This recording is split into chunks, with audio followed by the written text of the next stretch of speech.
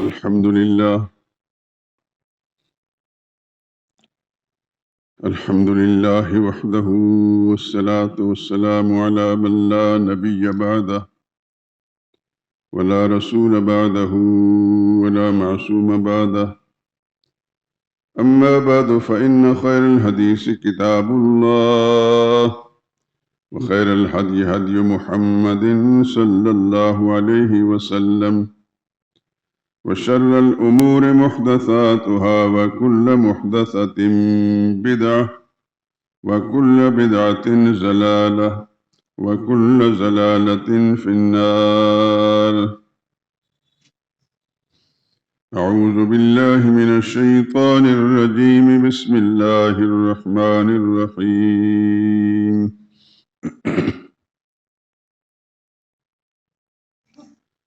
النبي أولى بالمؤمنين من أنفسهم وأزواجه أمهاتهم.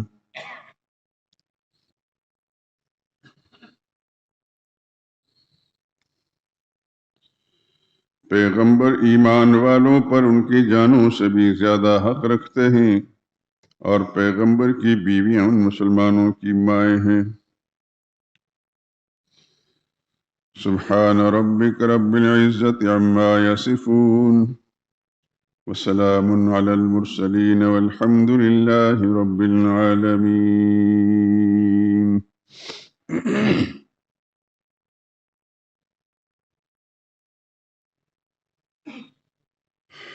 درود پاک پڑھ لیں۔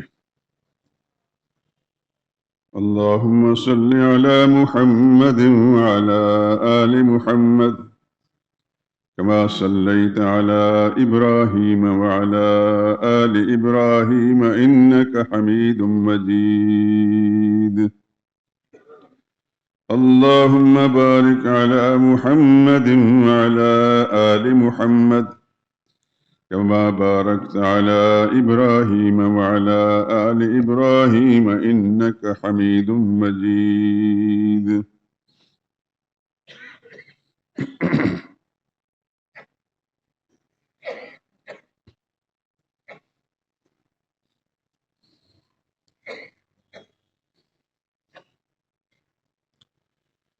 اللہ اللہ کتنا اونچا ہے مقام مصطفیٰ،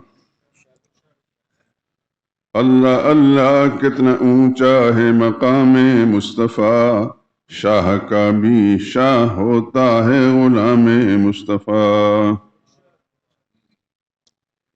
ساری دنیا کو کیا انسانیت سے آشنا، ساری دنیا پر ہے واجب احترام مصطفیٰ۔ اس کو دنیا کی کوئی طاقت مٹا سکتی نہیں، اس کو دنیا کی کوئی طاقت مٹا سکتی نہیں، جس کے دل پر ہو گیا ہے نقش نام مصطفیٰ۔ کس لیے وہ ہاتھ پھیلائے کسی کے سامنے، کس لیے وہ ہاتھ پھیلائے کسی کے سامنے، آب کوثر کا امی ہے تشنہ کام مصطفیٰ۔ ذرہ ذرہ یہ گواہی دے رہا ہے دہر کا، ذرہ ذرہ یہ گواہی دے رہا ہے دہر کا، انبیاء میں سب سے افضل ہے مقام مصطفیٰ۔ انبیاء میں اولی ہیں اور ختم المرسلین، انبیاء میں اولی ہیں اور ختم المرسلین، ہے ازل سے تا ابد اوج مقام مصطفیٰ۔ آفتیں ٹل جائیں گی سب گردشیں تھم جائیں گی، آفتیں ٹل جائیں گی سب گردشیں تھم جائیں گی، صدق دل سے کر لے واحد ورد نام مصطفیٰ۔ اللہ اللہ کتنا اونچا ہے مقام مصطفیٰ، شاہ کا بھی شاہ ہوتا ہے غلام مصطفیٰ۔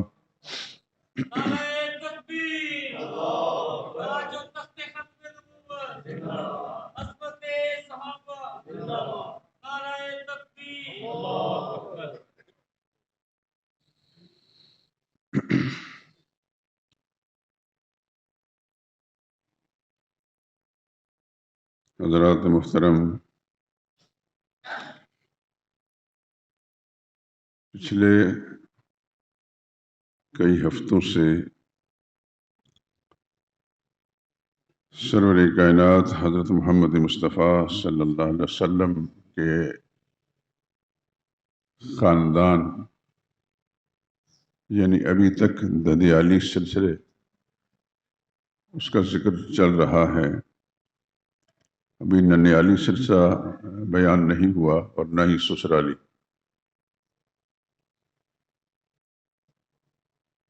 میرے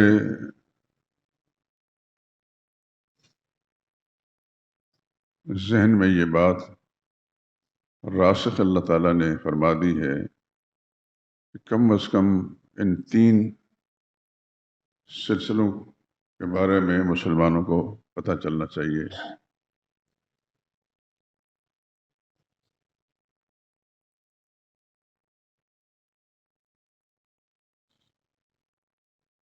قرآن حکیم کی غالباً سورہ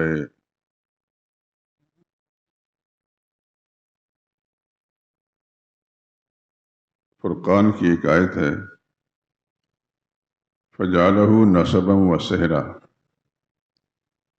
اللہ تعالیٰ نے انبیاء اکرام علیہ السلام بھیجے اور پھر انسان کو بنایا اور اس کو نسب والا بھی بنا دیا اور صحرا سسرالی سلسلوں کے ساتھ بھی جوڑ دیا۔ تو گیا حسب اور نسب اور سسرالی رشتے یہ اللہ تعالیٰ کے فیصلوں کے مطابق ہیں۔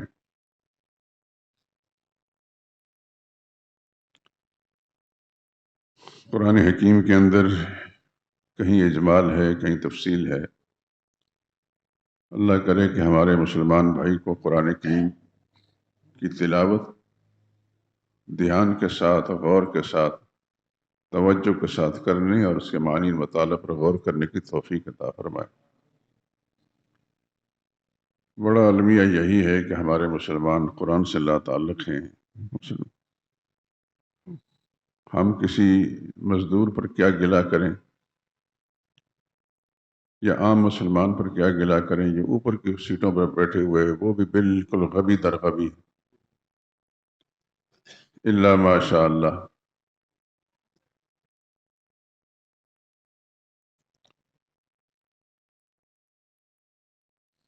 تو میں نے جو رسول اللہ صلی اللہ علیہ وسلم کے خاندان کا ذکر چھیڑا ہے، ابھی تک حضور صلی اللہ علیہ وسلم کے نسب،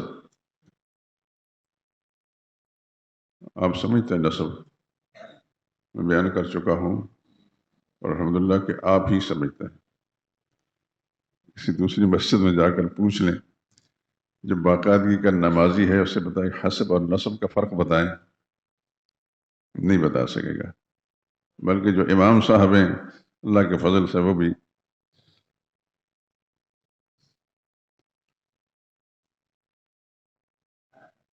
مجھے الحمدللہ کوئی تعلی نہیں، اللہ تعالیٰ تعلی اور تکبر سے اپنی رحمت سے محفوظ رکھے، لیکن کوئی مزاج اللہ نے ایسا بنایا ہے کہ میں کچھ نہ کچھ تجسس میں لگا رہتا ہوں، کہیں نہ کہیں اللہ تعالیٰ کی مدد آ جاتی ہے مجھ پر، حقائق منکشف ہو جاتے ہیں۔ لیکن مجموعی طور پر ہمارا مسلمانوں کا سلسلہ بڑا عجیب ہے، اور اس کے اندر میں بھی اور میری طرح کے اور بے شمار لوگ ذمہ دار ہیں۔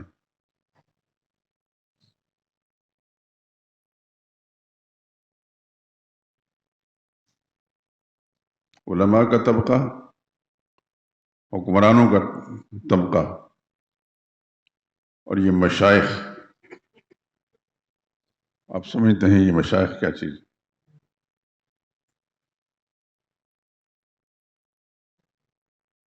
حکمران بھی فارغ ہیں اور مشائخ بھی فارغ ہیں، علماء الا ماشاء اللہ۔ آج کل آپ دیکھ رہے ہیں اخباروں کے اندر چھپ رہا ہے فلاں تنظیم فلاں تنظیم فلاں تنظیم، اور وہ الیکشن کے لیے تیاریاں کر رہے ہیں، اخباروں میں تصویریں چھپتی. خیر جو ہوگا سو ہوگا، لیکن اس سے پتہ یہ چلتا ہے کہ یہ بیچارے اتنے عجیب ہیں کہ خود بھی ان کو دین کی بنیادی جو ضرورتیں ہیں ان کی اپنی اور پھر ان کی ذمہ داریاں ہیں مسلمانوں تک بات پہنچانے کی، وہ بھی معلوم نہیں.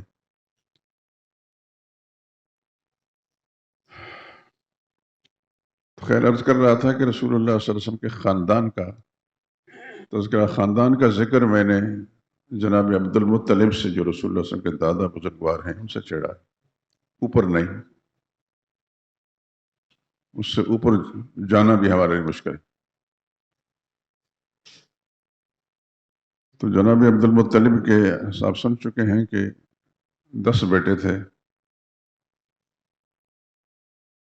جن میں سے ایک تو نبی کریم صلی اللہ علیہ وسلم کے والد گرامی تھے، باقی 2 بیٹے وہ ہیں جو رسول اللہ صلی اللہ علیہ وسلم کے تایا ہیں، باقی سب چچا ہیں.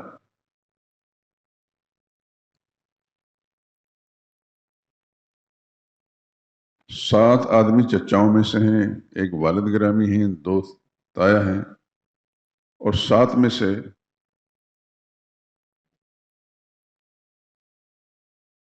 3 تو ایسے ہیں کہ جن کا ذکر بھی کہیں نہ کہیں تاریخ کتاب میں نام ذکر تھے، لیکن ان کے حالات تجسس کرنا ایک بڑا ٹائم لگتا ہے،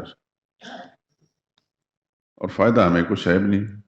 یا تو اسلام کو قبول کیا ہوتا، انہوں نے اسلام دین کی خدمت کی ہوتی، تو پھر رسول اللہ صلی اللہ علیہ وسلم کے ایمان والے جو چچا ہیں وہ صرف 2 ہیں.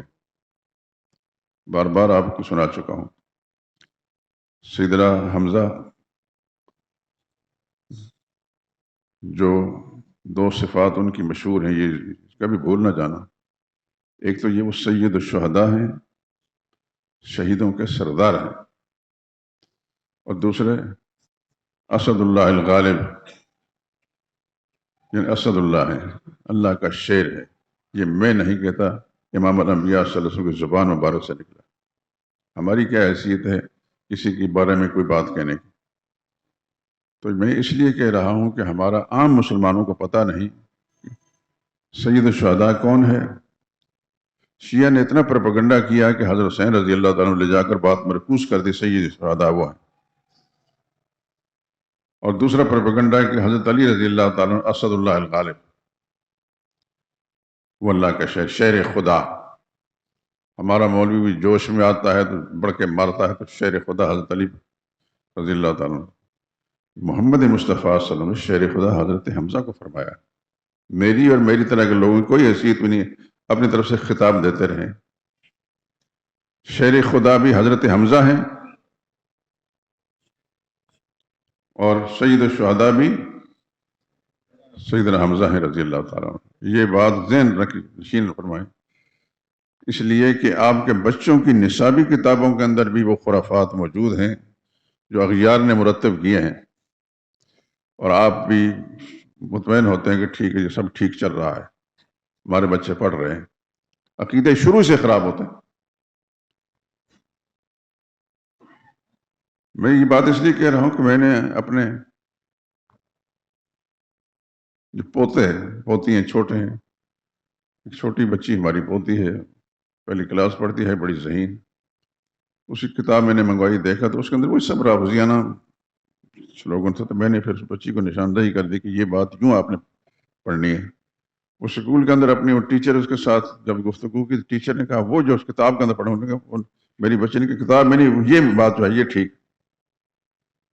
اب چونکہ وہ بیچاری پڑھی نہیں ہوتی، میٹرک پاس یا ایف اے پاس لڑکی ہوتے ہیں، وہ ٹیچر بنا جاتے ہیں، ان کو کیا پتا حقائق کیا ہے. اس سے پہلے بھی ایک مرتبہ ایسا میں نے نشاندہی کی تو وہ ٹیچر کہتی ہے ہم نے تو یہی پڑھانا ہے. لکیر کے فقیر ایسے ہی لوگوں کو کہا جاتا ہے، نہ انہوں نے سیکھا ہے نہ وہ کو سکھا سکتے ہیں. تو اوائل عمر سے، بچپن سے جب کسی بچے کے ذہن کے اندر ایک غلط غیر صحیح بات ڈالی جائے گی، آخر زندگی آخری سانس تک وہی چلے گی. اور اس میں بڑا مجرم ہمارا ٹولہ ہے صاحبان اقتدار کا، کہ انہوں نے نصاب، تعلیمی نصاب سکولوں کے، کالجوں کے ایسے لوگوں کے حوالے کیے ہیں جو شاید مسلمان تو ہوں لیکن نہ ان کا پاکستان سے کوئی تعلق اور نہ اسلامی تاریخ سے کوئی شناسائی۔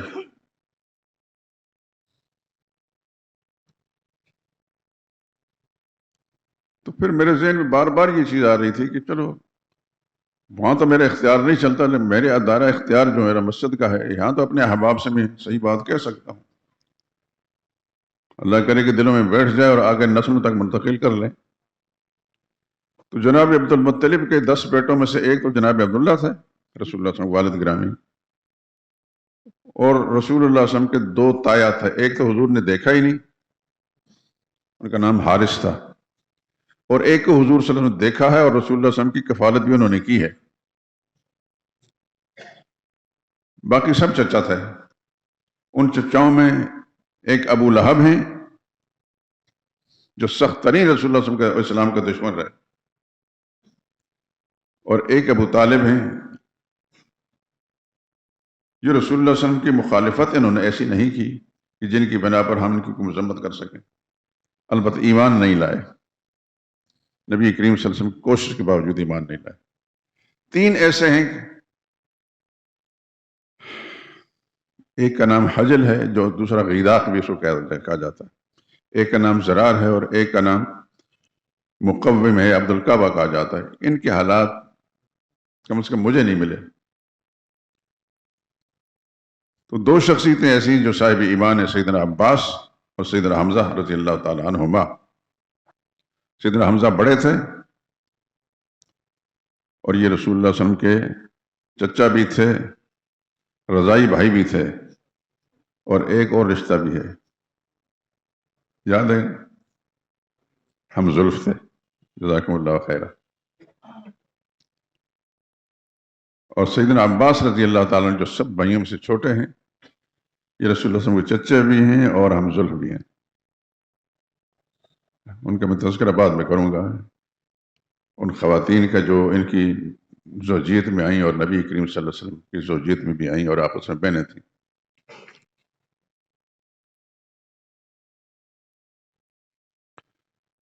ابو طالب کو 10 سال اسلام کا زمانہ ملا لیکن ایمان نہیں لائے۔ یہ خوبی ضرور ان میں رہی ہے کہ انہوں نے رسول اللہ صلی اللہ علیہ وسلم کی اس طرح کی مخالفت نہیں کی جو ابو لہب کرتا تھا۔ وہ تو گلی گلی جا کر رسول اللہ صلی اللہ علیہ وسلم کی مخالفت کرتا تھا، جدھر رسول اللہ صلی اللہ علیہ وسلم دین کی دعوت کے لیے جاتا پیچھے پیچھے چلا جاتا اور وہاں لوگوں کو اکساتا، لوگوں ان کی بات مت ماننا، یہ پاگل ہو گئے، معاذ اللہ سے معاذ اللہ۔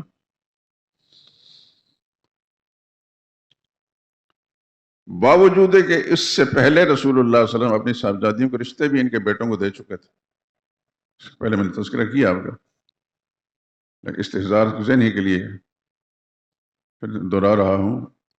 اور ان کے 3 بیٹے تھے، ایک کا نام عتبہ تھا، ایک کا نام عتیبہ تھا، ایک کا نام معتب تھا۔ عتبہ اور معتب کو یاد رکھنا کہ یہ مسلمان ہو گئے تھے، لیکن جو عتیبہ تھا رسول اللہ صلی اللہ علیہ وسلم کی ایک صاحبزادی ان کے نکاح میں تھی، اور اسی نے حضور صلی اللہ علیہ وسلم کی شان میں ایسی گستاخی کی کہ رسول اللہ صلی اللہ علیہ وسلم کو مبارک پھاڑ دیا، آپ کے چہرہ انور پر تھوکا، اور نبی کریم صلی اللہ علیہ وسلم کو اس کی اس حرکت سے اس قدر دکھ ہوا، حالانکہ اپنا خونی رشتہ ہے، چچا کا بیٹا ہے، اور رسول اللہ صلی اللہ علیہ وسلم کے داماد کا نام بھی لگ گیا ہے، تو اس نے ایسی گستاخی کی تو اللہ کے نبی کی زبان سے، حالانکہ آپ جانتے ہیں کہ حضور صلی اللہ علیہ وسلم بہت کم کسی کو بددعا دیتے تھے، کیونکہ حضور رحمت للعالمین تھے۔ رحمت للعالمین وہی ہوتا ہے جو سراپر رحمت ہوتا ہے سارے جہان والوں کے لیے۔ وہ کفار کے لیے بھی رحمت ہیں کہ کافروں کی کوشش کریں گے یہ بھی دائرہ اسلام میں آ جائیں، یہ رحمت کا معنی۔ لیکن اس بد نصیب کے بارے میں حضور صلی اللہ علیہ وسلم زبان سے نکلا، اللہم سلط علیہ قلبا من کلابک، اللہ اپنے درندوں میں سے کوئی درندہ اس پر مسلط کر۔ لا الہ الا اللہ، کتنا بد نصیب آدمی کہ امام الانبیاء کی زبان سے ایسا جملہ نکلا۔ اور آپ حیران رہیں گے کہ اس زمانے کے کفار کو بھی یہ یقین تھا کہ محمد صلی اللہ علیہ وسلم کی زبان مبارک سے اگر کسی کے لیے بدعا یہ جملہ نکلا ہے تو وہ ہو کر رہے گا۔ چنانچہ ابو لہب کو بھی اس بات پر یقین تھا، مخالف ہونے کے باوجود یقین تھا کہ محمد کی بدعا کبھی ضائع نہیں جاتی صلی اللہ علیہ وسلم۔ چنانچہ تجارتی سفر میں بہت سارے تاجروں کے ساتھ وہ گئے، راستے میں ایک جگہ پڑاؤ کیا، رات کو سوئے تھے، بہت سارے آدمی تھے،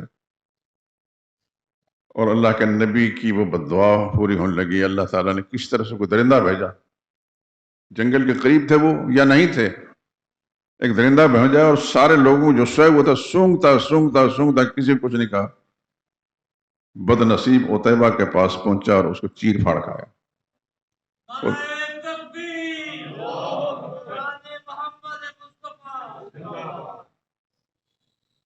ایک بات میں اس ضمن میں یہ کہہ دوں، اللہ اپنے رحمت کے ساتھ آپ سب کو دین اور اہل دین سے وابستہ رکھے۔ یہ ہمیشہ دعا میں کیا، یا اللہ ہمیں دین کے ساتھ اور اہل دین سے وابستہ رکھے، اہل دنیا سے نہیں، اور ممکن حد تک، امکانی حد تک اہل دین کا ادب اور ان کا احترام ملوز خاطر رکھے۔ فرض کرو آپ دیکھتے ہیں کہ یہ مولوی صاحب پڑھا لکھا ہے، دینی کتابیں سے پڑھی ہیں، لیکن اس میں وہ تقوی نہیں جو تقوی ہونا چاہیے، مطلب اس کے باوجود بھی اس کی تحقیر نہ کریں، آج نہیں کل ہو جائے گا، اس دین کی برکت سے اس کو تقوی پھر لوٹ آئے گا۔ اس واسطے دعا بھی کریں، یا اللہ ہمیں اپنے دین سے اور اہل دین سے وابستہ رکھیں، تو انشاءاللہ رضی جیسا دعا مانگیں گے، کیونکہ جو چیز خدا کو پسند ہے اللہ اسے ضرور قبول فرمائے گا۔ تو حضور صلی اللہ علیہ وسلم کے چچاؤں میں سے دو اہل ایمان تھے، سیدنا حمزہ سید الشہداء اسد اللہ، شیر خدا سیدنا حمزہ سید الشہداء حضرت حمزہ، جو رسول اللہ صلی اللہ علیہ وسلم کے چچا بھی تھے، رضائی بھائی بھی تھے، افضل بھی تھے، اور دوسرے تھے حضرت عباس، یہ سب بھائیوں سے چھوٹے تھے رضی اللہ تعالیٰ عنہ۔ جتنے بھی بعد میں عباسی حکومت چلی ہے نا، آپ حیران رہیں گے، عباسیوں کے 300-400 سال زمانہ ہے، یہ سب حضرت عباس رضی اللہ تعالیٰ عنہ کے صاحبزادے حضرت عبداللہ ابن عباس، جو مشہور آپ نام سنا ہے، حبر امت کا بہت بڑا عالم، ترجمان القرآن، اللہ کے نبی نے ان کے لیے دعا فرمائی تھی، قرآن کا ترجمان، قرآن کا مفسر۔ ان کی قبر مبارک طائف میں ہے، آپ حضرات گئے ہوں گے یقیناً، اللہ آپ کو بار بار وہاں لے جائے۔ میں گیا ہوں، اور ان کی قبر مبارک کے ساتھ مسجد ہے، مسجد کے ساتھ ایک لائبریری ہے، اس لائبریری میں گیا، اس تفصیلات اس سے پہلے میں بیان کر چکا ہوں۔ میرے جانے سے یہ فائدہ ہوا کہ لائبریرین جو تھا مکہ معظمہ کا رہنے والا پڑھا لکھا نوجوان تھا، لیکن میری طرح کا دیہاتی، پاکستان کے سب لوگ دیہاتی ہوتے ہیں، سلوار قمیض والا، اس کو کچھ چیزیں میں نے بتائیں تو بڑا شکر گزار رہا، کہتے مجھے اس سے پہلے پتہ نہیں تھا۔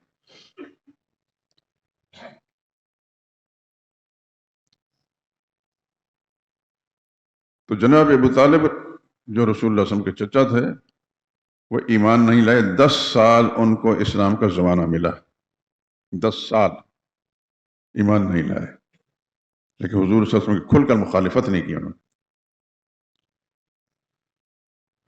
رسول اللہ صلی اللہ علیہ وسلم نے ان کو بار بار ایمان کی، اسلام کی دعوت دی، تو عام حالات کے اندر تو خاموش رہے، لیکن موت کے وقت جب رسول اللہ صلی اللہ علیہ وسلم ان کے پاس تشریف لے گئے، بدقسمتی سے وہاں ابو جہل بھی بیٹھا تھا، اور ایک اور آدمی بھی جو اس وقت سخت مشرک تھا، بعد میں ایمان لے آیا، یہ ابو طالب کا بھانجا تھا۔ رسول اللہ صلی اللہ علیہ وسلم نے فرمایا، چچا جان کلمہ پڑھ لیں، ایمان لے آئیں، میں اللہ کی بارگاہ میں آپ کے گواہ بن جاؤں گا۔ اور وہ کہتے خبردار خبردار، آپ نے باپ دادے کا مذہب نہیں چھوڑنا۔ یہ اس زمانے میں شاید سوچ ہے، باپ دادے کا مذہب ہے،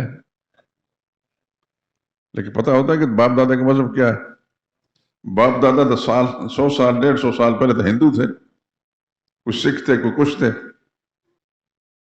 یہ تو خدا کا انعام ہے، آپ حضرات پر، عام مسلمانوں پر، پاکستان میں رہنے والوں پر، کہ ان کے قریبی بزرگوں کو اللہ پاک نے اسلام کی دولت سے مالا مال کیا، اسلام لے آئے تو آگے نسلوں کے اندر بھی اس سلسلہ چل رہا، لیکن اس سے پہلے تو سارے کے سارے ہندو مشرک تھے۔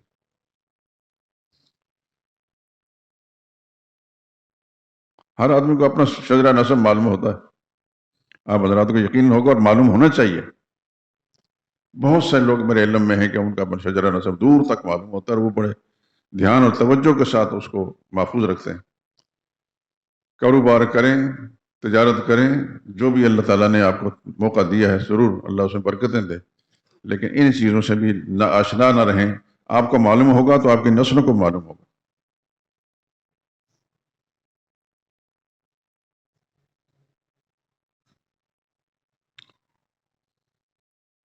یہ بھی معلوم ہونا چاہیے کہ جس شخصیت کا آپ کے سامنے نام آیا ہے وہ کیا کرتے تھے۔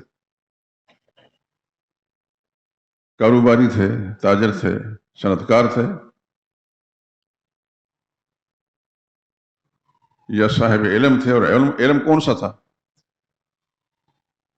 یہ ساری چیزیں معلوم ہونا چاہیے۔ انسان کے اندر جتنی خوبیاں بھی ہیں نا جی، سب سے بڑی خوبی تقوی اور علم ہے۔ سب آپ تقابل کر کے دیکھ لیں، علم والذین اوتوا العلم درجات، قرآن کریم میں اللہ نے فرمایا جن کو اللہ نے علم دیا ان کے بڑے درجے ہیں، صاحب درجات ہیں یہ۔ تو اپنی زندگی کے جو قیمتی اوقات ہیں ان کو فضولیات میں لگائیں۔ اس زمانے کے فضولیات میں یہ موبائل ہے، جس کو دیکھیں موبائل میں لگا ہے، راستہ میں چل رہا ہے تو موبائل میں لگا ہے، موٹر سائیکل میں چل رہا ہے تو ایک ہاتھ سے موٹر سائیکل پکڑا، دوسرے موبائل، پیچھے عورت کوئی بیٹھی ہے تو وہ موبائل چلا رہی ہے۔ خدا کے لیے اپنے چھوٹے بچوں کو اس موبائل کی لعنت سے بچائیے۔ اس سے دو نقصان ہوں گے، ایک تو اس کی آنکھوں کا نقصان ہوگا، آنکھوں کے ذریعے سے دماغ کا نقصان ہوگا، اور دوسرا اس موبائل کے اندر جو بے شرمی کی، بے حیائی کی چیزیں آتی ہیں، اب تو کھل کر جس کا تذکرہ بھی کرنا انسان، شریف انسان کر نہیں سکتا، وہ آ رہی ہیں، اور یہ بچے جو ہے اس سے متاثر ہوں گے اور فاسق اور فاجر ہوں گے، ادب و احترام ان سے نکل جائے گا۔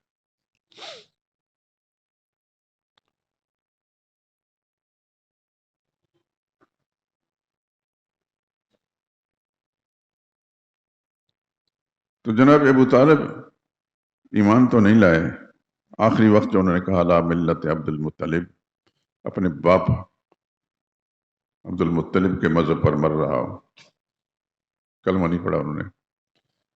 نبی کریم صلی اللہ علیہ وسلم بڑے افسردہ ہوئے۔ آپ جانتے ہیں کہ پیغمبر صلی اللہ علیہ وسلم کفار کے کفر کے پر مرنے پر بھی بڑے افسردہ تھے، کیونکہ حضور صلی اللہ علیہ وسلم کی بعثت اس لیے تھی کہ یا اللہ ان کو ہدایت دے دے۔ ہر ایک کی ہدایت کے طلبگار تھے، ہر ایک کی ہدایت کے طلبگار تھے۔ تو ابو طالب تو چچا تھا، وہ تو غیروں کے لیے بھی طلبگار تھے۔ افسردہ رسول اللہ سے واپس تشریف لیا اپنے گھر میں۔ آپ سن چکیں گے حضرت علی رضی اللہ تعالیٰ عنہ آئے، اور وہ بھی افسردگی میں تھے کہ میرا باپ کلمہ نہیں پڑھا اس نے۔ تو حضور صلی اللہ علیہ وسلم سے پوچھا اور یہ کہا کہ آپ کا گمراہ بوڑھا چچا جو ہے فوت ہو گیا۔ حضور نے فرمایا جاؤ سپرد خاک کر۔ نہ جنازہ خود پڑھا، نہ حضرت علی نے پڑھا، جنازے کے لائق نہیں تھے۔ جنازہ تو صرف اہل ایمان کا ہوتا ہے، آپ تو جانتے ہیں اہل ایمان کے بغیر کسی اور کا جنازہ تو ہوتا نہیں۔ آپ کسی عیسائی کے جنازے میں جاتے ہیں؟ نہیں جاتے۔ ہندو کے جاتے ہیں؟ نہیں جاتے، اس لیے کہ اس کا جنازہ ہوتا نہیں۔ جنازہ صرف صاحب ایمان کے لیے۔ تو حضور نے فرمایا کہ کسی سے بات نہ کرنا، واپس آ جانا۔ واپس تشریف لا، فرمایا جاؤ غسل کر لو۔ رسول اللہ نے ان کو دعائیں بھی دی۔ یہ خدا کی تقسیم ہے کہ بیٹا سید حضرت حمزہ رضی اللہ تعالیٰ عنہ، حضرت علی رضی اللہ تعالیٰ عنہ کے بڑے بھائی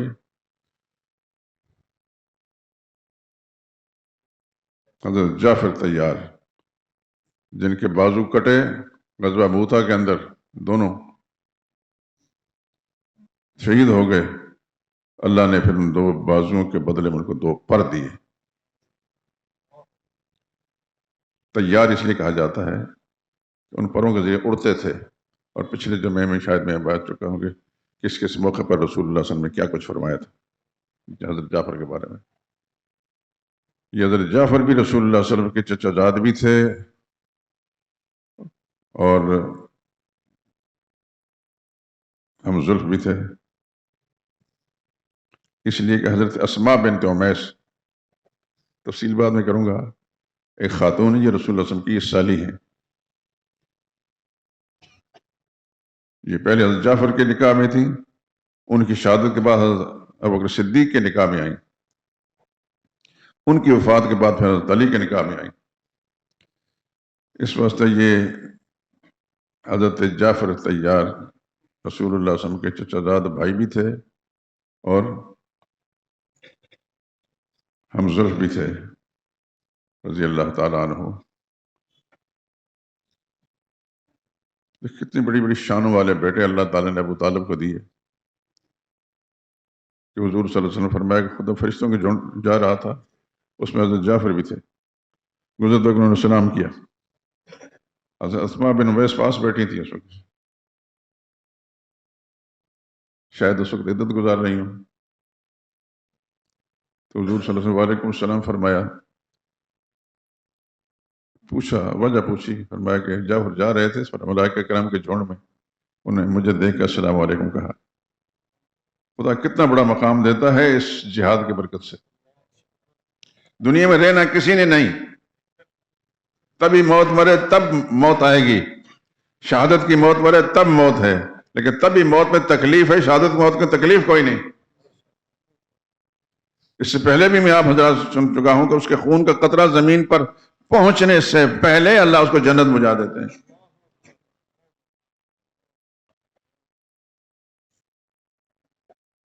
اتنی تکلیف بھی شہید کو نہیں ہوتی جتنی کہ ایک معمولی کانٹا کسی درخت کا چبھ جانے کی ہوتا ہے۔ آخر کیا وجہ کہ صحابہ اکرام بھاگ بھاگ کر شہادت کے رتبے فائز ہوتے تھے؟ ان کو اندازہ ہو گیا تھا کہ نبی کی زبان سے جو کچھ نکلا ہے یہ حق ہے اور یہ سچ ہے۔ آپ کے علم میں ہے کہ حضرت حمزہ رضی اللہ تعالیٰ عنہ کو مشرکین نے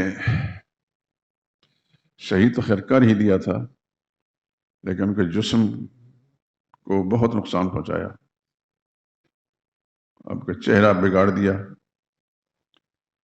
آنکھیں نکال دی گئی، کان کاٹ دیے گئے، سینہ چیر دیا گیا۔ نبی کریم صلی اللہ علیہ وسلم نے دیکھا تو بہت دکھ ہوا۔ ہم آج 1500 سال کے بعد ہمارے ساتھ ان کا سوائے ایمانی رشتے کے اور کوئی رشتے نہیں، اس تذکرہ کر کے سن کر بھی ہمیں رنج پہنچتا، دل پہنچتا۔ اللہ کے پیغمبر کے تو خونی رشتہ تھا، کس کا دکھ ہوگا رسول اللہ صلی اللہ علیہ وسلم نے اپنی آنکھوں سے دیکھا۔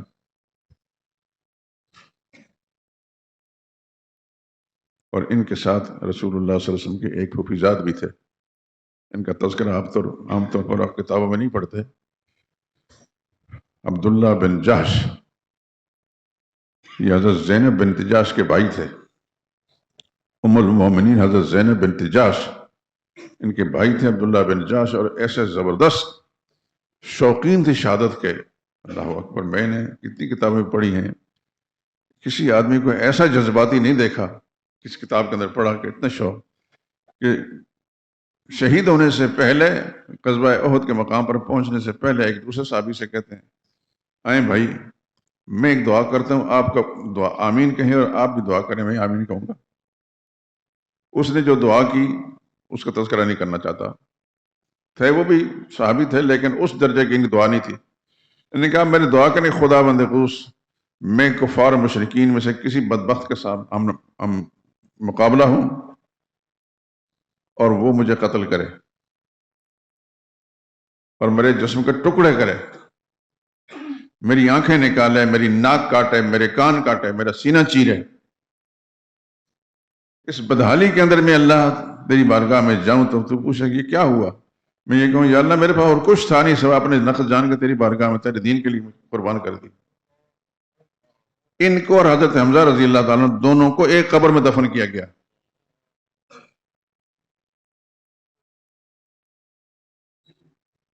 یہ رسول اللہ صلی اللہ علیہ وسلم کے صالح بھی تھے، حفیظات بھی تھے، صحابی بھی تھے، بہت اونچا مقام تھا۔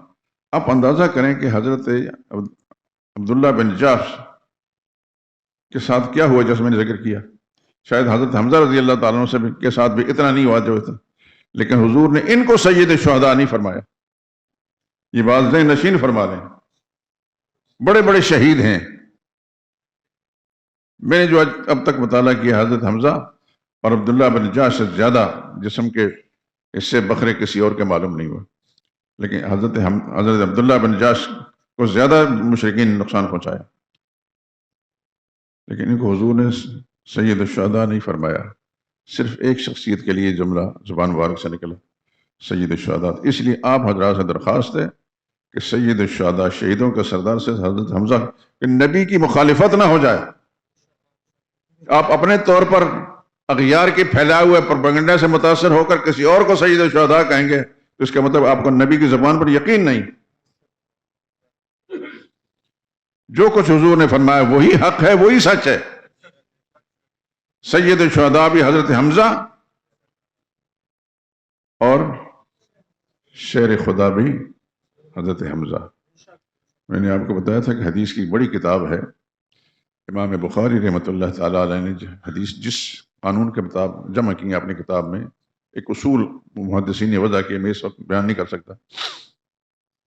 ان اصولوں پر جو روایتیں لے گئی تھیں امام بخاری سے، ان کو بعد میں آنے والا ایک محدث امام حاکم، ان کی کتاب ہے، بہت بڑی کتاب ہے، مستدرک،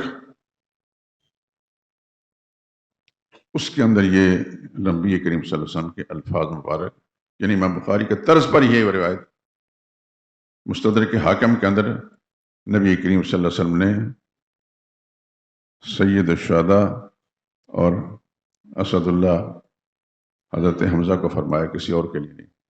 اس لیے آپ حضرات خدا کا شکر ہے کہ آپ کی توجہ کے ساتھ سن رہے، ہو سکے گا آپ کو اس سے پہلے نہ سننے کا موقع ملا ہو۔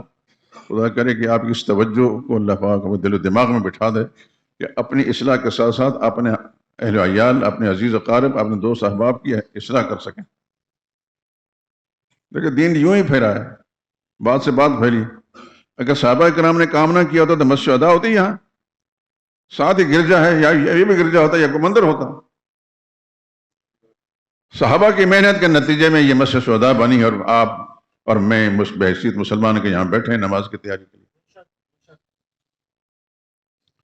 تو صحابہ نے کتنی محنت کی ہے آپ حضرات جانتے ہوں گے۔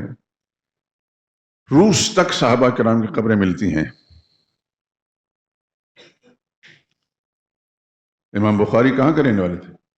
روس کے قریبی علاقہ ہے، سمرقند بخارا۔ امام ترمذی اسی علاقے کے تھے، دیگر بہت سارے محدثین بھی۔ اگر صحابہ کرام نے وہاں جا کر محنت نہ کی ہوتے تو یہ لوگ اتنے بڑے بڑے مقام کیسے حاصل کرتے؟ آپ کے اس پاکستان کے اندر پنجاب میں بعض میں نے بھی دیکھی ہیں، صحابہ کی قبریں موجود ہیں، لیکن ہم لوگ جو درگاہوں کے پجاری ہیں، درگاہ کے قریب ہی کی صحابی کی قبر ہے، درگاہ پر جاتے ہیں، صحابی کی قبر کی توجہ نہیں ہوتی۔ یہ ہے بڑا المیہ۔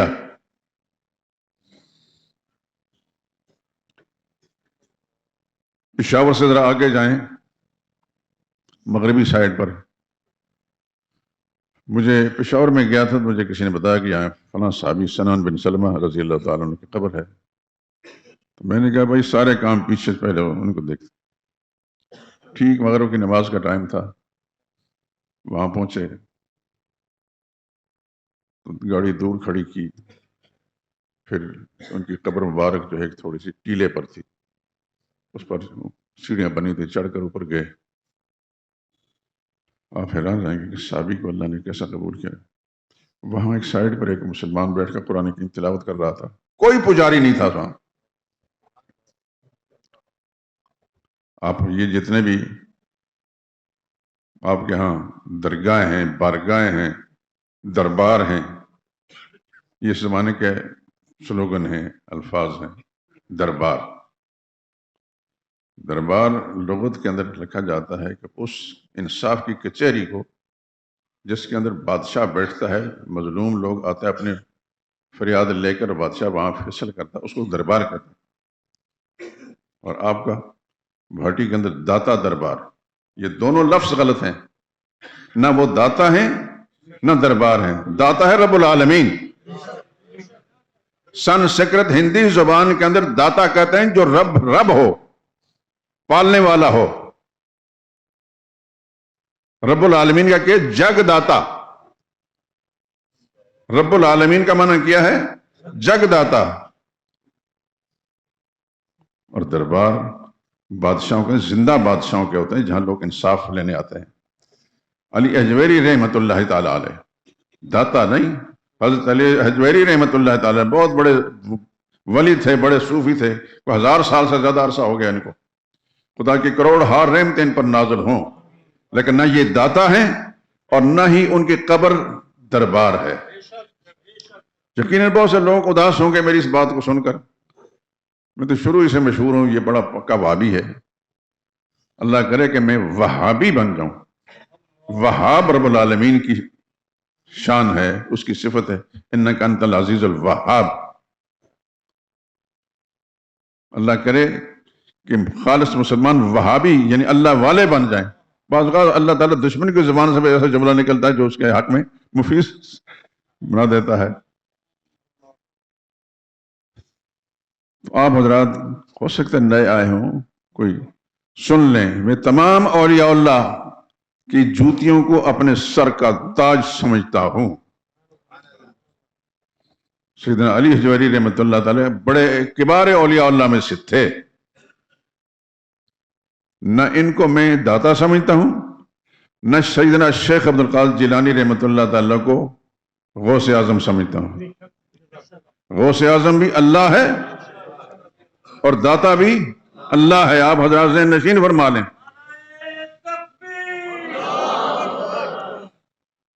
استستغیثون ربکم، صحابہ کو اللہ فرما رہے ہیں تم استغاثہ کر رہے تھے، فریادیں کر رہے تھے اپنے رب کے ساتھ، تو اللہ نے تمہاری فریادوں کو قبول فرما لیا۔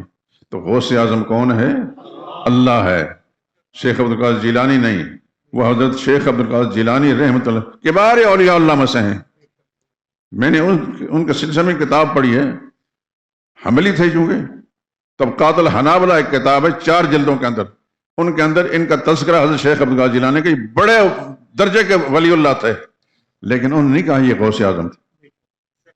غوث اعظم کون ہے؟ صرف اللہ۔ داتا کون ہے؟ صرف اللہ۔ یہ بڑے اولیاء اللہ میں سے ہیں، خدا کی ارب ہار رحمتیں ان پر نازل ہوں، ان کے فیوز و برکات سے ہم سب کو خدا نوازے۔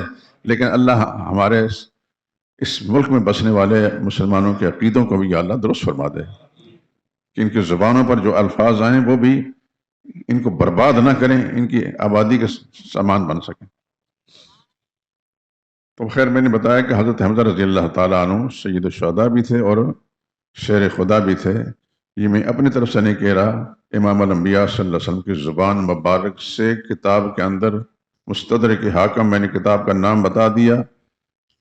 میرے پاس کتاب چونکہ ہے، میں نے اپنی آنکھوں سے دیکھا ہے، بلکہ اس میں نشان بھی لگایا، تو آپ حضرات بھی یاد رہے تو کسی صاحب جو علم کے دعوے دار ہوتے ہیں، علامے کو 10 القاب ہوتے ہیں، ان علاموں سے پوچھ لیں کہ یہ سید الشہداء کون ہے، کس کتاب کے اندر ہے۔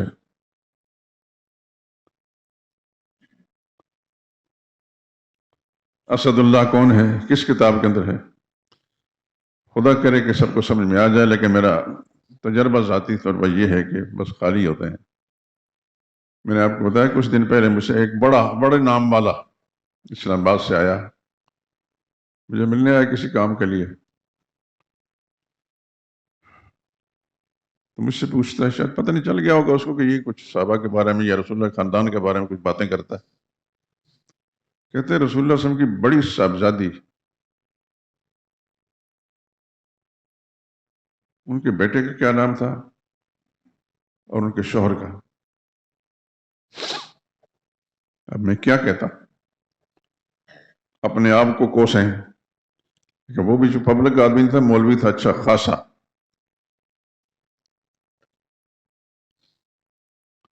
خضر کیوں کر بتائے کیا بتائے کہ جب ماہی کہے دریا کہاں ہے. جس سے لوگ امید رکھتے ہیں کہ یہ ہمیں رسول اللہ صلی اللہ علیہ وسلم کے خاندان کا سلسلے میں کچھ رہنمائی کریں گے، اس کو خود پتہ نہیں، اور رسول اللہ صلی اللہ علیہ وسلم کے صاحبزادی اور آپ کے اولاد کے بارے میں پتہ نہیں. اس لیے میرے دوستو، آپ حضرات کو ہو سکتا ہے میری باتیں تلخ بھی لگیں، خدا کی قسم میں ہر ایک کی ہمدردی کا جذبہ رکھتا ہوں، قسم میں نہیں کھائی، ہر ایک کی ہمدردی میرے دل کے اندر موجود ہے. جو مجھے اچھا کہیں تب، اچھا نہ کہیں تب، اس کے لیے ہمدردی، کیونکہ میں نے مر کے خدا کے سامنے جانا ہے تو اللہ نے مجھ سے پوچھنا ہے. لیکن صحابہ اکرام کے بارے میں، حضور کے خاندان کے بارے میں کچھ معلومات آپ حضرات کو دینی ہے میں نے انشاءاللہ العزیز. حضرت حمزہ رضی اللہ تعالیٰ عنہ اور رسول اللہ صلی اللہ علیہ وسلم پر ایمان لائے تقریباً 5-6 سال کے بعد، اسلام کے ابتدائی دور سے لے. یہ حضور کے شدید مخالفین میں، مشرکین کا جو ٹولہ تھا اسی میں شمار ہوتے تھے، لیکن چونکہ بڑے دلیر اور بہادر آدمی تھے، جب بعد میں ثابت ہو گئے تو حضور صلی اللہ علیہ وسلم کے خاندان کے تھے، تو اس وجہ سے رسول اللہ صلی اللہ علیہ وسلم کے ساتھ تو میں گستاخی نہیں کی، لیکن ایمان نہیں لائے. ایک دفعہ یہ گھر آئے تو ان کی ایک کنیز نے بتایا کہ آج فلاں آدمی نے آپ کے بھتیجے یعنی نبی کریم صلی اللہ علیہ وسلم کو بڑی گالیاں دی، اور اس گالیوں کے اندر آپ کے خاندان کا تذکرہ کیا. غیرت مند آدمی تھے. ویسے اللہ نے کہ نبی نہیں فرمایا کہ یہ شیر خدا ہے، واقعتاً میں وہ شریعت والی صفت تھی. کس نے کہا؟ وہ فلاں نے، وہ خانہ کعبہ میں بیٹھے ہوئے تھے. حضرت حمزہ رضی اللہ تعالیٰ وہاں چلے گئے، کہنے لگا تم نے میرے بھتیجے محمد کی وجہ سے گالی دی میرے خاندان کو، تم کون ہو تو تمہاری حیثیت کیا ہے؟ ابو جہل بیٹھا ہوا تھا. سب کے سب چپ ہو گئے. اندازہ تھا کہ جلالی آدمی ہے. لو آج سے میں محمد کا ساتھی ہوں، یہ جذبات میں کہہ گئے. اللہ اکبر. شاید وہی گھڑیاں تھے رب العالمین کی طرف سے جو اللہ تعالیٰ نے ان کو اپنے دین کے لیے قبول فرمایا. وہاں سے آ گئے، لیکن گھر آیا جب غصہ نیچے ہوا تو بہت بے چین، یا اللہ میں کیا کہہ گیا مجمع کے اندر. کیونکہ اس زمانے میں کفار بھی اپنی زبان سے نکلی بات کا پاس اور لحاظ رکھتے تھے. بہت زیادہ پریشان، رات تک پریشان رہے، اور پھر رات کو لیٹ گئے اور یہ دعا کر کے یا اللہ تیرے نزدیک اگر محمد کا دین سچا ہے، اس کی حقانیت اور سچائی میرے دل میں ڈال دے، نہیں تو یا اللہ میری بے چینی کو ختم کر دے. بس نیند آ گئی. صبح کے وقت دیکھتے مکمل طور پر شرح صدر ہو چکا تھا صلی اللہ علیہ وسلم و رضی اللہ تعالیٰ عنہ. پھر رسول اللہ صلی اللہ علیہ وسلم کی خدمت میں پہنچے اور رسول اللہ صلی اللہ علیہ وسلم پر ایمان لائے کرنا پڑے اور حضور کے ساتھی بن گئے. زمانہ کفر کے اندر بھی یہ دلیر اور بہادر تھے. میں اکثر کہا کرتا ہوں جی سید بادشاہ جو ہوتے ہیں نا، یہ ہاشمی، یہ بڑے دلیر لوگ ہوتے ہیں، بشرط کہ ہاشمی صحیح نسل ہو. ہمارے جنوبی پنجاب میں، نام نہیں لیتا میں کسی کا، کیوں کسی کی تحقیر اور تذلیل مقصود نہیں، میں صرف یہ کہتا ہوں لوگوں کا مزاج کیسا ہے. ایک صاحب نے اپنے آپ کہا میں سید ہوں، لوگوں نے سید مان لیا، آخر دم تک سید مان لیا. میں نے اپنے علاقے میں بات ختم کرنے سے پہلے بات کریں، ایک دفعہ مجھے اپنی شنکیاری، آپ جانتے ہیں مانسرا سے 12 میل آگے بڑا خوبصورت میدان ہے، پکھل میں کا میدان اس کا تھا، 20 میل کا ٹکڑا ہے، سرسبز اور شاداب بھی، ندی بھی ہے اور نہریں بھی ہیں. ایک نہر ہمارے گھر کے آگے سے جاتی ہے، ساری زمینوں کو سیراب کرتی. تو وہاں کے جو خطیب صاحب تھے، انہوں نے، میں جو گیا ہوا تھا، مجھے کہا کہ پتہ چل گیا ان کو آپ نے جمعہ پڑھانا ہے. میں کل بھی خطیب نہیں تو آج بھی خطیب نہیں ہوں، ویسے سادی باتیں کرتا ہوں. خیر اس وقت باتیں ہوئی تو ہمارے علاقے کے اندر ایک پرانی بات چلی، میں ہو سکتا ہے جہاں رہنے والے ساتھی ان کو پتہ چلے. سید بہت کہلاتے ہیں، سید کا جو جملہ ہے، شاہ صاحب، سید صاحب، شاہ صاحب، مختلف خاندانوں کے اندر. اور پھر مزے کی بات یہ ہے کہ جب زمینوں کا غلہ آتا ہے تو غلے میں لوگ عشر تو نکالتے ہی ہیں، یہ اللہ کی توفیق ہے، نکالتے ہیں لوگ. لیکن شاہ صاحب سیدوں کا ایک الگ حصہ ہوتا ہے، اس کو آڑا کہتے ہیں. مجھے آج تک نہیں سمجھ میں آڑا کیا چیز ہوتی ہے.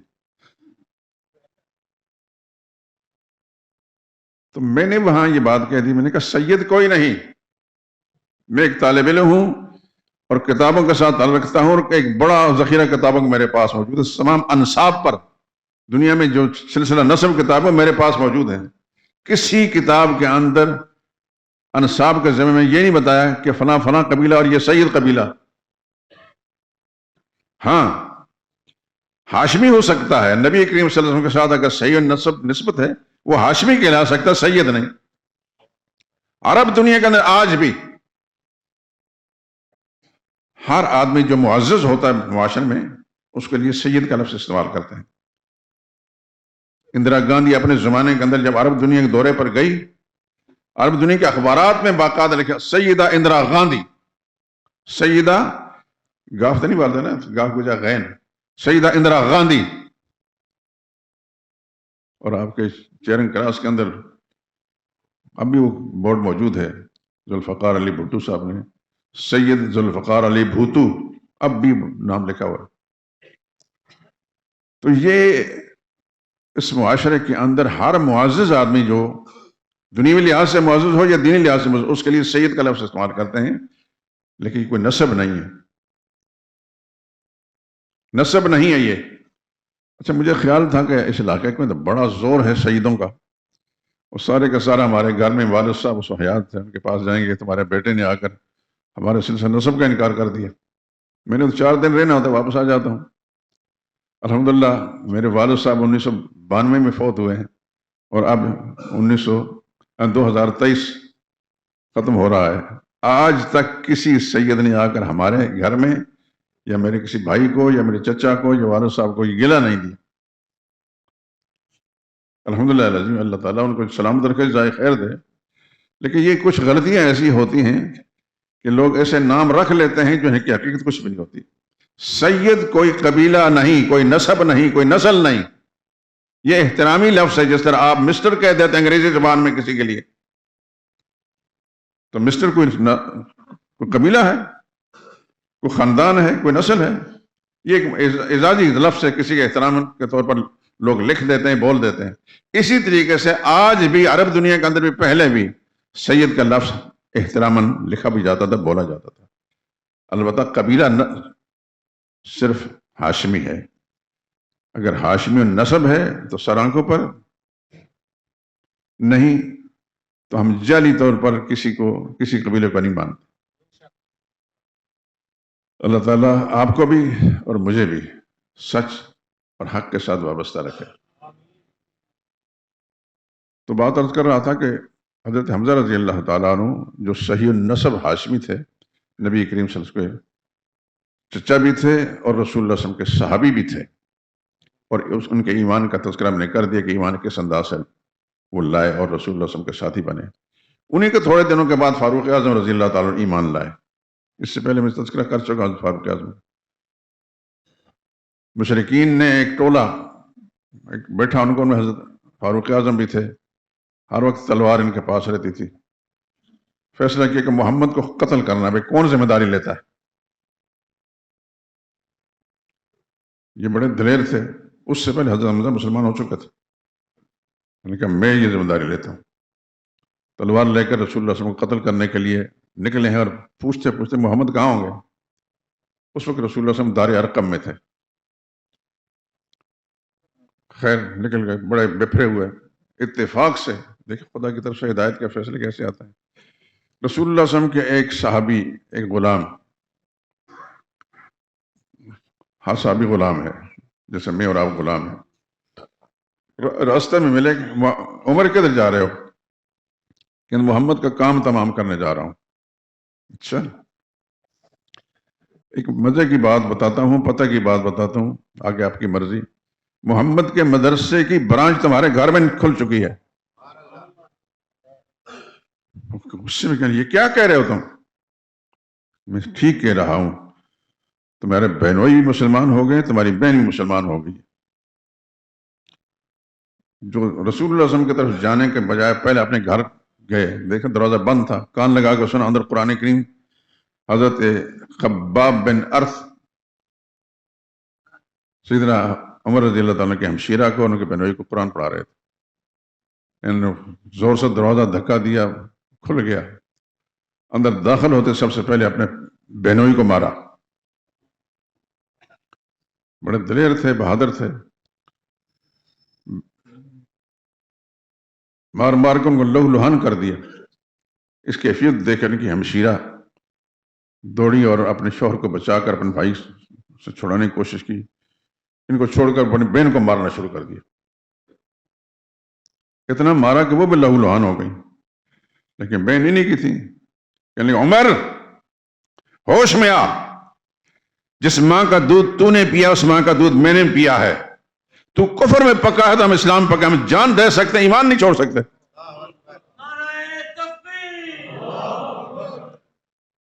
بس یہ جملے سے کہنے تھے، حیران ہو گئی انہوں نے کون سا نشہ پیا ہوا اتنے تشدد کے باوجود راست پر نہیں آ رہے۔ اللہ اکبر۔ تھوڑی دیر کے لیے بیٹھے اور کہنے لگے لاؤ وہ کتاب جو تم پڑھ رہے تھے۔ بہن نے کہا تم مشرک ہو، مشرک پلید ہوتا ہے، پہلے غسل کرو، جاؤ غسل خانے کے اندر، پھر یہ کتاب دیں گے۔ اللہ نے وہ گھڑیاں قبولیت کی پیدا کر دی تھی، انہوں نے غسل کیا اور قرآن کریم ان کے ہاتھ میں جب آیا، ما انزلنا علیک القرآن لتشقی،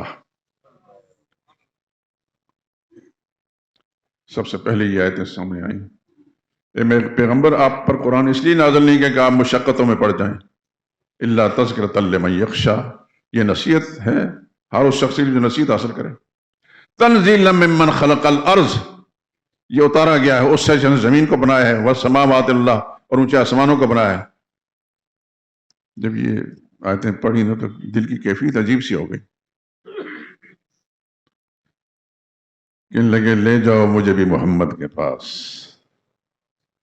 صلی اللہ علیہ وسلم ورضی اللہ تعالیٰ عنہ۔ بس وہ آ کر ساری کی ساری ختم ہو گئی۔ تلوار پہلے اس طرح تھی، اب تلوار نیچے کی طرف۔ رسول اللہ صلی اللہ علیہ وسلم دار ارقم میں تھے، یہ جا رہے تھے ادھر، کسی نے درز سے جھانک کر دیکھا کہ خدا خیر کرے عمر آ رہے ہیں۔ حضرت عمر کے جلالیت کا لوگوں کو پتا تھا۔ حضرت حمزہ کھڑے ہو گئے تلوار لے کر، کہنے لگے آنے دو،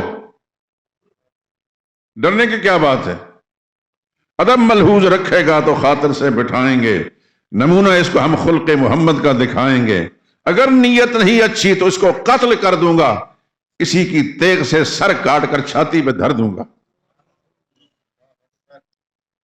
بس جب گئے دروازہ کھول دو، حضور نے فرمایا دروازہ کھول دو۔